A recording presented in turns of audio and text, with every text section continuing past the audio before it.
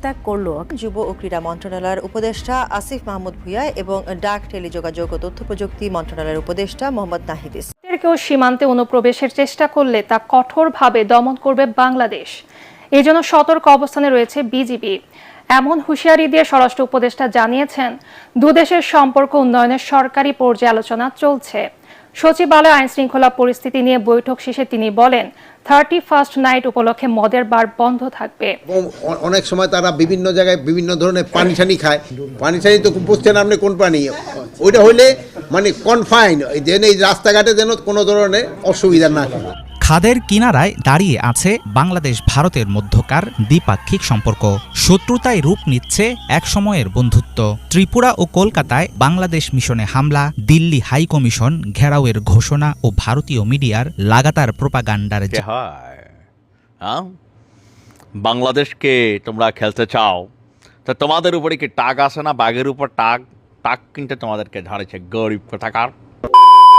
আসসালামু আলাইকুম ওরহামতুল্লাহ। সবাই কেমন আছেন? আশা করি সবাই অনেক অনেক ভালো এবং সুস্থ আছেন। সবাইকে স্বাগতম জানাচ্ছি আমাদের আরেক নতুন ভিডিওতে। প্রতিদিনের মতো আমি আপনাদের সিরিয়াত ফারুকি আবারও চলে আসলাম নতুন একটা ভিডিও নিয়ে। দর্শক, আজকের ভিডিও টাইটেল এবং থাম্বনেল দেখে ইতিমধ্যে বুঝতে পেরেছেন আজকে কি বিষয়টা নিয়ে কথা বলবো। আপনারা সবাই ভিডিওর শুরুতে বেশ কিছু অংশ বিশেষ দেখেছেন, যে অংশ বিশেষগুলো দেখে ইতিমধ্যে বুঝতে পেরেছেন ভিডিওটি কতটুকু গুরুত্বপূর্ণ। তো দর্শক, এই বিষয়টা নিয়ে আর বেশি বিস্তারিত বলতে যাব না, কারণ বিস্তারিত বলতে গেলে ভিডিওটি অনেক লম্বা হয়ে যাবে। তো আমি সংক্ষেপে করার ক্ষেত্রে আপনাদেরকে মূল আলোচনা নিয়ে যাচ্ছি। তার আগে আপনাদেরকে ছোট্ট একটি অনুরোধ জানিয়ে রাখতেছি, যারা আমাদের ফারুকি অনলাইন ইউটিউব চ্যানেলটিতে এখনো নতুন আছেন, প্লিজ দয়া করে আমাদের চ্যানেল সাবস্ক্রাইব করে সাথে থাকবেন। যারা ইতিমধ্যে সাবস্ক্রাইব করেছে তাদেরকে অসংখ্য অসংখ্য ধন্যবাদ। যারা সাবস্ক্রাইব করেনি তাদের উদ্দেশ্যে একটি কথা বলবো, আমাদের চ্যানেলের সাথে থাকুন, দেখতে থাকুন, দেখতে দেখতে ভালো লাগবে, ভালোবাসা হয়ে যাবে ইনশাল্লাহ। বেশি কথা বলছেন, আমরা একটা ভিডিও প্রচারের মাধ্যমে একটু বিস্তারিত দেখে আসবো। কেউ সীমান্তে অনুপ্রবেশের চেষ্টা করলে তা কঠোরভাবে দমন করবে বাংলাদেশ।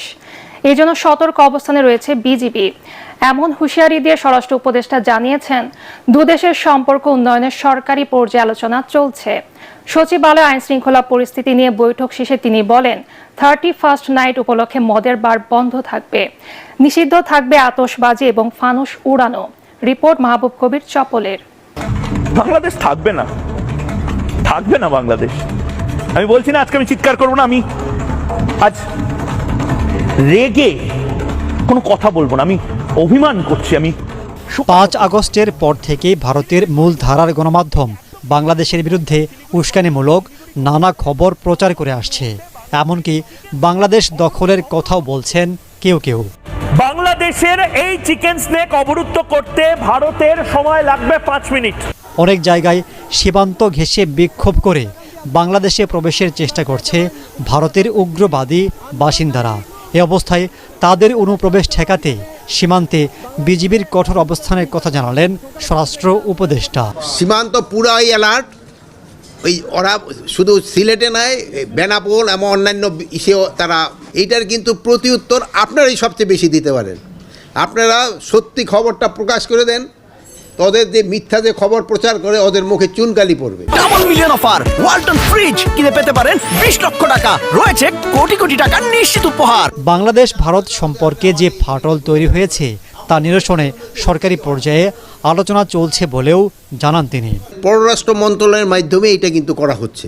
আর প্লাস ধরেন যে ইসে আছে যে আমাদের বর্ডার সিকিউরিটি ফোর্স এবং অদের সিকিউরিটি ফোর্স এইভাবে এরও বলে দেয়। উপদেষ্টা বলেন, বড়দিন ও 31স্টে আইন শৃঙ্খলা পরিস্থিতি ঠিক রাখতে প্রস্তুতি নেওয়া হয়েছে। এবারও মদের বার, আতশবাজি বন্ধ সহ দেয়া হয়েছে বেশ কিছু নিষেধাজ্ঞা। আমাদের ইয়াং জেনারেশনের ভিতরে একটু উচ্ছৃঙ্খলতা দেখা দেয়। এটার ক্ষেত্রে আপনারা যদি তাকেও একটু আগে থেকে বুঝান যে এইটা করাটা ঠিক না, এবং অনেক সময় তারা বিভিন্ন জায়গায় বিভিন্ন ধরনের পানি টানি খায়। পানি টানি তো বুঝছেন আপনি কোন পানি, ওইটা হইলে মানে কনফাইন, যেন এই রাস্তাঘাটে যেন কোনো ধরনের অসুবিধা না করে, এটা বিশৃঙ্খলা না করে। হ্যাঁ, আমরা ফানস উড়ানোর জন্য নিষেধ করেছি, যেন ফানস কেউ না উড়ায়। ওই সময় আমরা এই ভাইদেরও বলছি, তারাও সবাই রাজি হয়েছে, যেন আতশবাজি ফানস এইগুলির জন্য আমরা নিষেধ করেছি। অবৈধ আসাদ মাত্র 4 মাসের ব্যবধানে 2 স্বৈরশাসকের পতন। 5000 কিলোমিটার দূরত্বে দুজনের নিয়তি যেন একই সুতোয় গাঁথা। দেশ ছেড়ে পালানো, পিতার ভাস্কর্য ভাঙচুর কিংবা বাসভবনের লুটপাট, সবকিছুতেই একই চিত্রনাট্য। বছর শেষের খুশি নগদে হবে বেশি। নগদ পেমেন্টে নির্দিষ্ট ক্যাটাগরির কেনাকাটায় 300 টাকা পর্যন্ত ক্যাশব্যাক। 5 আগস্ট থেকে 8 ডিসেম্বর ভিন্ন দেশ প্রেক্ষাপটেও কিছুটা ভিন্নতা থাকলেও শেষ পরিণতি একই সুতোয় গাঁথা। জনরোষে যুগে যুগে এভাবেই দেশ ছাড়তে বাধ্য হয়েছেন স্বৈরশাসকরা। বিক্ষুব্ধ জনতার তোপে শেখ হাসিনার মতোই আকাশপথে দেশ থেকে পালিয়েছেন সিরিয়ার প্রেসিডেন্ট বাশার আল আসাদ। দুজনের ক্ষেত্রেই অবস্থান গোপন রাখতে নিজ দেশের সীমানায় বন্ধ রাখা হয় উড়োজাহাজের ট্রান্সপন্ডার। এতে অবস্থান, নাম, গতি ও উচ্চতার তথ্য জানতে পারেনি কেউ। শেখ হাসিনা বেরিয়ে যাবার পর গণভবন ছেড়েছিল নিরাপত্তা বাহিনী। একইভাবে আসাদের বিমান ওড়ার পর বিমানবন্দর ছাড়ে সিরিয়ার সরকারি বাহিনী। গণভবনের মতো আসাদের বাসভবনেও লুটপাট চালায় বিক্ষুব্ধ জনতা। আওয়ামী সরকার পতনের পর যেভাবে ভেঙে গুড়িয়ে দেয়া হয় শেখ মুজিবুর রহমানের ভাস্কর্য, ঠিক একই ঘটনা ঘটেছে আসাদের প্রয়াত পিতা সাবেক প্রেসিডেন্ট হাফিজ আল আসাদের বেলায়ও। তার ভাস্কর্য ভেঙে উল্লাস করেন বিক্ষুব্ধ জনতা। হোমস আর জার্মানা অঞ্চল থেকে ভাস্কর্য গুড়িয়ে দেওয়ার এসব ভিডিও এখন ভাইরাল সামাজিক মাধ্যমে। 5 আগস্ট কারফিউ চলাকালীন ছাত্র জনতার ওপর গুলি করতে অস্বীকৃতি জানায় সেনাবাহিনী। একইভাবে প্রেসিডেন্টের অনুমতি ছাড়া হোমস খাদের কিনারায় দাঁড়িয়ে আছে বাংলাদেশ ভারতের মধ্যকার দ্বিপাক্ষিক সম্পর্ক। শত্রুতায় রূপ নিচ্ছে এক সময়ের বন্ধুত্ব। ত্রিপুরা ও কলকাতায় বাংলাদেশ মিশনে হামলা, দিল্লি হাই কমিশন ঘেরাওয়ের ঘোষণা ও ভারতীয় মিডিয়ার লাগাতার প্রোপাগান্ডার জেরে উত্তপ্ত বারুদ হয়ে আছে গোটা পরিস্থিতি। গত 6 ডিসেম্বর দিল্লির মুখপাত্র রণধীর জয়সওয়াল জানিয়েছিলেন 9 ডিসেম্বর ঢাকায় বৈঠকে বসতে যাচ্ছেন বাংলাদেশ ও ভারতের পররাষ্ট্র সচিব। চলমান রাজনৈতিক উত্তেজনার মধ্যে দুই দেশের এমন উচ্চ পর্যায়ের বৈঠক আয়োজন জন্ম দিচ্ছে নানামুখী আলোচনা। প্রশ্ন উঠেছে, কি কথা হবে এই হাই প্রোফাইল মিটিংয়ে? দেশ পালানো সাবেক প্রধানমন্ত্রী হাসিনাকে কি ফেরত চাইবে বাংলাদেশ?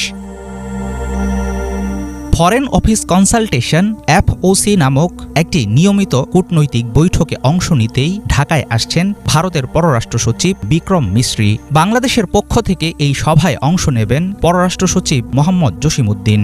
ডিপ্লোম্যাটিক সম্পর্ক আছে এমন দুই দেশের মধ্যে এই ধরনের পরামর্শ সভা হয়ে থাকে, কিন্তু চলমান পরিস্থিতিতে এবারের FOCর প্রতি সতর্ক নজর রাখছে আন্তর্জাতিক মহল ও আগ্রহী জনগণ। সম্প্রতি কলকাতা ও আগরতলার কূটনৈতিক মিশন প্রধানদের ঢাকায় ফিরিয়ে এনেছে বাংলাদেশের পররাষ্ট্র মন্ত্রণালয়। সবকিছু মিলে বেশ গুরুত্ব রাখবে এই মিটিং। উচ্চ পর্যায়ের সভাটির আলোচ্য বিষয়বস্তু কি হতে পারে সকলের আগ্রহের সেটাই মূল কারণ। সুনির্দিষ্টভাবে মিটিংয়ের এজেন্ডায় কি থাকবে সেটা নিয়ে এখনও আনুষ্ঠানিক কিছু জানায়নি কোনো পক্ষ।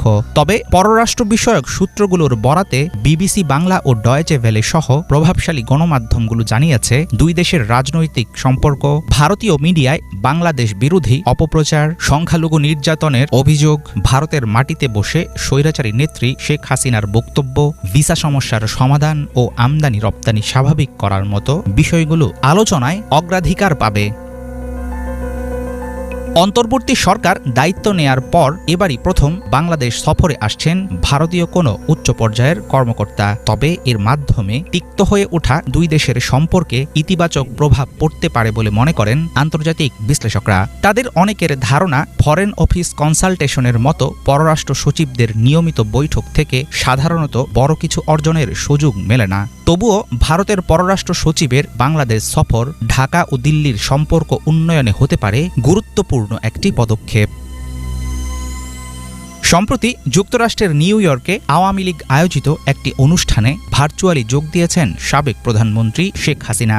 নানা সময়ে তার দেয়া বক্তব্য বিবৃতি নিয়ে বিরক্ত বাংলাদেশের অন্তর্বর্তী সরকার। এসব বিবেচনায় অনেকে মনে করছেন হাসিনাকে নিয়ে মিটিংয়ে আলোচনা হতে পারে। তবে সংশ্লিষ্ট মহলের ধারণা, আদালতে বিচার শেষ না হওয়ায় এখনই ফেরারি আসামি আওয়ামী লীগ নেত্রীকে দেশে ফিরিয়ে আনার বিষয়টি সামনে আনবে না পররাষ্ট্র মন্ত্রণালয়। সেক্ষেত্রে দুই দেশের মধ্যকার চলমান উত্তেজনা নিরসন ও সম্পর্ক স্থিতিশীল করাই হবে দ্বিপাক্ষিক বৈঠকের মূল লক্ষ্য। কে হিংসে হয়? বাংলাদেশকে তোমরা খেলতে চাও, তা তোমাদের উপরে কি টাক আসে না? বাঘের উপর টাক কিনতে তোমাদেরকে ঝাড়েছে গরিব কোথাকার। কে ভাই? ম্যাটার আপ कच तक कहो ये क्या से क्या हो गया हमारी। দর্শক, এই মুহূর্তে যেই খেলা বাংলাদেশের সাথে ভারত খেলছিল ঠিক একই স্টাইলে এবার মার্কিন যুক্তরাষ্ট্র ভারতের সাথে খেলবে। আজকে মার্কিন যুক্তরাষ্ট্র সম্পর্কে যে অভিযোগ ভারতের ক্ষমতাসীন দল বিজেপি তারা করছে, এই কথার পরে কি হয়ে ঘটতে যাচ্ছে চিন্তা করেন। আমেরিকা ভারতরে চায়, তবে ক্ষমতায় মোদিকে সম্ভবত আর দেখতে চায় না, কারণ এই লোকটা বিতর্কিত হয়ে গেছে, তার দল নানান কারণে বিতর্কিত হয়েছে। ইভেন ভারতের সাবেক প্রেসিডেন্ট আপনার মার্কিন যুক্তরাষ্ট্রের কি বলছে ওবামা, তার বক্তব্যটা নিশ্চয়ই খেয়াল আছে আপনাদের যে ভারত ভেঙে যাবে, মোদির যে শাসন ভারত ভেঙে 10টা স্টেট হয়ে যেতে পারে। তাহলে বোঝেন আমেরিকা কিন্তু এমনি এমনি কথা বলে না। এখন মার্কিন যুক্তরাষ্ট্রের পররাষ্ট্র দপ্তর ভারতকে অস্থিতিশীল করার চেষ্টা করছে বলে অভিযোগ করছে দেশের প্রধানমন্ত্রী নরেন্দ্র মোদীর যে রাজনৈতিক দল সেই বিজেপি। ভারতকে অস্থিতিশীল করে তোলার এই চেষ্টায় মার্কিন পররাষ্ট্র দপ্তরের পাশাপাশি যুক্তরাষ্ট্রের অর্থায়নে পরিচালিত ডিপ স্টেটের অন্যান্য শক্তিরও একযোগে কাজ করছে। বিজেপি বলছে যে একদল অনুসন্ধানী সাংবাদিক এবং ভারতের বিরোধী দলীয় নেতা রাহুল গান্ধী এই তৎপরতায় জড়িত হয়েছে। মানে এগুলা বাংলাদেশও ছিল, যে যেই দল ক্ষমতার বাইরে থাকে তাদেরকে নিয়ে বলা হয় যে বিদেশির সাথে হাত করছে, চক্রান্ত করছে, ষড়যন্ত্র করছে। তবে ভারত নিয়ে কিন্তু আমেরিকা বার খেলবে। আচ্ছা, আমরা দেখি ঘটনা শুরু কই থেকে হয়েছে। ব্রিটিশ বার্তা সংস্থা রয়টার্সের এই প্রতিবেদন সামনে আসার পরে এটা নিয়ে তোলপাড় শুরু হয়েছে। যদিও মার্কিন যুক্তরাষ্ট্র বলছে যে যে কয়েকটা কি বলছে অনুসন্ধানী সাংবাদিকদেরকে আমেরিকা ফান্ডিং করে, এটা আসলে ভারতের সরকারকে অস্থিতিশীল করার জন্য বিষয়টা ওরকম না। আমেরিকা বিশ্বজুড়ে সাংবাদিকদের মত প্রকাশ বা ধরেন অনুসন্ধানী সাংবাদিকতা যারা করেন তাদেরকে সাপোর্ট করার জন্য টুকিটাকি ফান্ড সব দেশেই দেন, ভারতকেও সেই কারণে দেওয়া হয়। তবে এটার জন্য কোনো রাষ্ট্রকে অস্থিতিশীল করার জন্য তা না। এখন আপনারা জানেন যে গেল কয়েকদিন আগে মার্কিন যুক্তরাষ্ট্রের ফেডারেল আদালত গৌতম আদানি বাংলাদেশের সাথে চুক্তি করছিল বিদ্যুৎ, খেয়াল আছে তো? খেয়াল থাকার কথা। মোদির কিন্তু একজন ডান হাত হচ্ছে গৌতম আদানি। বাংলাদেশ সরকারের যেমন শেখ হাসিনার আমলে আপনি দেখেন যে সালমান এফ রহমান বা অ্যাসালম বা আরও বিভিন্ন বড় বড় কোম্পানিগুলা, এর মধ্যে দুইজনে আমরা ধরতে পারি অ্যাসালম বা সালমান এফ রহমান, বেক্সিমকো গ্রুপ, এরা যে পরিমাণ অ্যাডভান্টেজ নিছে সরকার ক্ষমতায় থাকায়, নানান ধরনের প্রকল্প, একের পর এক কাহিনী, এগুলো কিন্তু তারা করার সুযোগ পাইছে। ভারতের মধ্যেই গৌতম আদানি ইস্যু কেন্দ্র কইরা এখানে তো বিশাল ঝড় বয়ে যাচ্ছে। মার্কিন যুক্তরাষ্ট্রের আদালত থেকে গ্রেপ্তারি পরোয়ানা জারির পরে ভারতের সংসদ এটা নিয়ে মোদির 101 বার প্রশ্ন করা হয়েছে, কিন্তু মোদি কোনো উত্তর না দিয়ে সংসদ অধিবেশন সমাপ্ত করে সেখান থেকে চলে যায়। ইভেন মোদির যেই কি বলছে অর্থনৈতিক একটা চাকা ছিল সেখানে ফুটা হয়ে গেছে। পৃথিবীর বিভিন্ন দেশ তার সাথে ব্যবসায়িক সম্পর্ক কিন্তু ছিন্ন করেছে। এছাড়াও বিভিন্ন কারণে এখন এই সকল ইস্যুতে বিজেপি মনে করছে যে বিপরীত দল কংগ্রেসের যিনি প্রধান আছেন রাহুল গান্ধী এই মুহূর্তে তিনি গুটিবাজি করতেছেন আমেরিকার কয়েকটা কি বলা যে লবিং ফার্ম আছে তাদের, সেইখানে পররাষ্ট্র দপ্তরকে যারা ম্যানোপুলেট করে, এরকম নানান কিছু তলে তলে চলছে। আর আমেরিকা এই মুহূর্তে চাচ্ছে ক্ষমতা থেকে মোদিকে সরিয়ে দেওয়া। তো এটা হইতেও পারে। একদিকে গেল আপনি দেখেন যে পাকিস্তানের ইমরান খান, তারপরে আমরা দেখলাম যে হঠাৎ করে বাংলাদেশে এই আলোচনাটা শুরু হলো যে আমেরিকা চায় না শেখ হাসিনা ক্ষমতায় থাকুক, ঠিকই কিন্তু ক্ষমতা থেকে সরে গেল 6 মাসের মধ্যে। এবার আওয়াজ উঠছে আমেরিকা চায় না বিজেপি বা এই মোদি তিনি প্রধানমন্ত্রী থাকেন। বাস্তবতা কিন্তু পরিণত হইতে পারে। তবে কেউ কেউ বলছেন না ভাই এটা তো হবে না। কেন? এটার কারণ হচ্ছে যে ডোনাল্ড ট্রাম্প মোদির সাথে রাষ্ট্রের সম্পর্কে বাহিরে একটা সম্পর্ক তার ব্যক্তিগত আছে। তবে আমি আবার এটা বিশ্বাস করি না, কারণ ব্রিক্স ইস্যুতে ডোনাল্ড ট্রাম্প যখন বলছে যে যদি ব্রিক্সের প্রধান ব্যাকবোন হচ্ছে রাশিয়া, চীন এবং ভারত, এদের বড় দেশ, ইভেন ব্যবসা বাণিজ্য অনেক কিছু। ট্রাম্প বলছে যদি তোমরা এরকম কোনো মুদ্রা টুদ্রা মার্কেটে নামাও, কোন দেশের সাথে কি মিত্রতা চাইতাম না, 100% শুল্ক আরোপ করে দিব। তো ডোনাল্ড ট্রাম্প মার্কিন রাষ্ট্রের স্বার্থ আগে দেখেন। সো আমার কাছে মনে হয় যে ট্রাম্প ক্ষমতায় আসলে বিজেপির যদি সত্যি সত্যি আমেরিকা তাদের গদি নাড়তে চায়, এটা ট্রাম্প আটকাবে বিষয়টা তা না। ট্রাম্পের পররাষ্ট্রনীতি আপনার আরব রাষ্ট্রগুলোর জন্য একরকম থাকে। বিজেপির অভিযোগ মার্কিন পররাষ্ট্র দপ্তর organised crime and corruption reporting প্রজেক্টে অর্থায়ন করে ভারতকে অস্থিতিশীল করার চেষ্টা করছে। ওসিসিআরপি যুক্তরাষ্ট্রের ডিপ স্টেটের কর্মসূচি পরিচালনার হাতিয়ার হিসেবে কাজ করে। ওসিসিআরপি হচ্ছে ভারতের একটা মিডিয়া যারা যুক্তরাষ্ট্র থেকে টাকা পয়সা পায়। বিজেপির বক্তব্য যে এরাই অনুসন্ধানী ঘটনা কইরা মোদী সরকারের ভাবমূর্তি নষ্ট করছে। তা আমরা যদি দেখি আপনার আমরা খারাপ না, মোটামুটি যতটুকু তথ্যপাত্য বলছে যে মার্কিনদের সাথে ভারতের সম্পর্কের অবনতি ঘটা শুরু হয়েছে। আর এটা যদি চলতে থাকে, অথবা রাহুল গান্ধীকে যদি আমেরিকা মনে করে যে না এই পোলাটা বহুদিন ধরে রাজনীতির বাহিরে আছে বা ক্ষমতার একদম কেন্দ্রীয় চেয়ারের বাহিরে আছে, একবার আমরা করে দেখি, আমেরিকা তাদের পারপাস সার্ভ করে নিবে, দেন মোদির গদি কিন্তু নড়চড় হয়ে গেছে। আবার দেখেন ওদিকে মোদিকে হত্যার জন্য নানান ধরনের অ্যাক্টিভিটিসও দেখা যাচ্ছে। এটাও একটা হইতে পারে রাজনীতি, জনগণের ফোকাস অন্যদিকে ঘোরানোর জন্য। বাট কোনটা সত্য মিথ্যা জানি না। তবে ভারতের মোদির কিন্তু বিজেপির কিন্তু আসলে একটা ধাক্কা খাওয়ার সময় আসছে। এবারে পড়ে গেছিল জোট টোট বাইন্দা বুন্দা, কিন্তু সরকারটা টিকাইছে, নয়তো এবারে গেছিল গা। একক ক্ষমতা নিয়ে কিন্তু এবার বিজেপি ক্ষমতায় আসে নাই, সংখ্যা গরিষ্ঠ দল হিসেবে আসে নাই, তবে এমনি আসন বেশি পাইছে, কিন্তু সরকার গঠনের জন্য যে আসন দরকার ছিল এটা পায় নাই। আরও কয়েকটা দলের নিয়ে গাঠবন্ধন বাইন্দা তারপরে কিন্তু এরা ক্ষমতা পরিচালনা করছে। আর অপরদিকে কংগ্রেসের একটা হুলস্থুল অবস্থা সব জায়গায় আমি দেখছি, পজিটিভ একটা সার্ভাইভ করছে তারা। এমনকি রিসেন্টলি তারা অনেক জায়গায় বিজয় পাচ্ছে। আবার পশ্চিমবঙ্গে দেখেন বিজেপি হচ্ছে শুভেন্দু, সেই আসলে বিজেপি পশ্চিমবঙ্গে কিন্তু কোণঠাসা একটা দল। আপনি দেখছেন এর আগে মিঠুন চক্রবর্তীর মতন ক্যারেক্টাররা বিজেপিকে প্রমোট করছিল, কিন্তু সেখানে ফেইল করছে। তো বিজেপি কলকাতায় ওইরকম কোনো রকম ভালো কোনো অ্যাক্টিভিটিসে এদের নাই।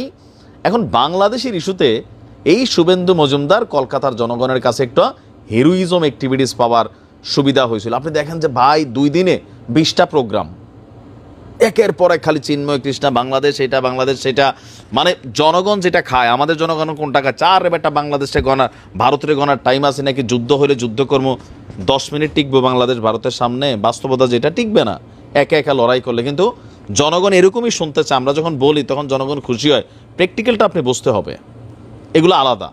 তো শুভেন্দু মজুমদারও এরকম মানে সস্তা প্রচারণা দিয়া, গুজব ভিডিও টিডিও দিয়া, এরকম সার্জিসের বক্তব্য কখনো শোনাইয়া, অমুকেরটা শোনাইয়া, জনগণরা খেপাইয়া তারপরে ধরেন একটা রাজনীতি করছে। এগুলা আমেরিকা এখন বোঝে। আর এই সকল কারণেই বিজেপি প্রত্যেকটা জায়গায় তাদের আধিপত্য হারাচ্ছে। কর্ণাটক বলেন, তামিল বলেন, সব জায়গায় এরা কিন্তু মানে অবস্থান হারাই ফেলছে। দেখা যাক আপনার মতামত দ্রুত কমেন্টে জানিয়ে ফেলুন। আর যদি আমাদের ফারুকি অনলাইন ইউটিউব চ্যানেলটিতে এখন নতুন আছেন, প্লিজ দয়া করে আমাদের চ্যানেল সাবস্ক্রাইব করে সাথে থাকবেন।